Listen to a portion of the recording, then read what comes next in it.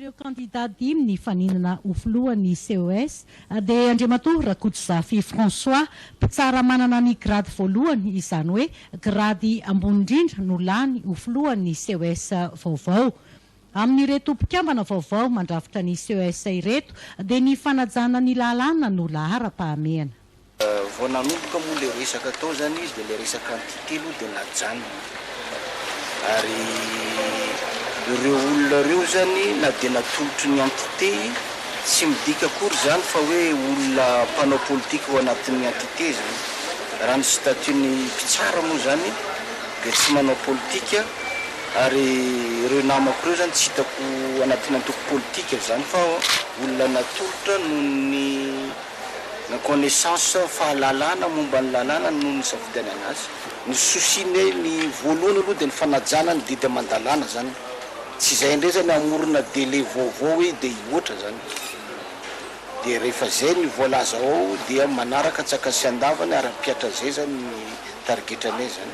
Ankoatr'izay dia anana ny fomba fiasany ihany koa izy 12 menaday ao anatin'ity CES vaovao ity.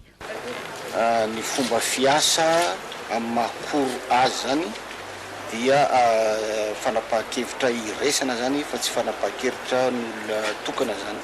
Zavatra novoriany atao zany dia resaka méthodologie sy ny fanamafisana ny neutralité. Zay zany ny anisan'ny foto-kevitra dehibe hitondranay an'le CES nouvelle composition ity zany.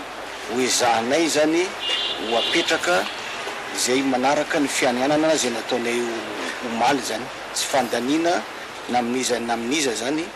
Zany hoe tsy misy na candidat mpanjakana na candidat favorisé fa dia hijerevanay araka ny lalàna misy zany ny fanapahan-kevitra no raisinay ao zany. Misy texte spécial ho an'ny CES dia misy manao référence any amin'ny HCC koa zany. Zany hoe zay arakaraka an'ilay texte ao zany no arahanay zany. Fa tsy mamorona zany zay. Ny mpitsara rehetrarehetra na feno an'ilay condition aloha dia mitovy daholo zany zay. Ary tsy resaka critère d'appartenance hoe natolotry ny antoko rehefa tafiditra izy dia mpitsara zany.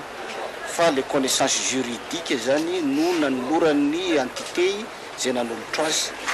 Dia tsisy resaka entité zany izy fa resaka expérience professionnelle, resaka fandrisem-bahatra, inona ny tanjona, samy manana ny motivation ny hiditra tato.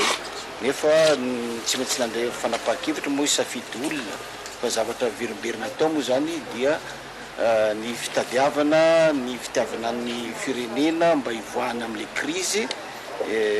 Zay candidat rehetrarehetra atao zany dia seka nitovizana daholo zany le izy zany. Manampahaizana manokana amin'ny resaka lalàna Andriamatoa Rakotozafi François satria tao anatin'izay 13 taona niasan'izay dia efa indroa izy no nanao ny asan'ny procureur de la République tany Ambatondrazaka sy Antsiranana.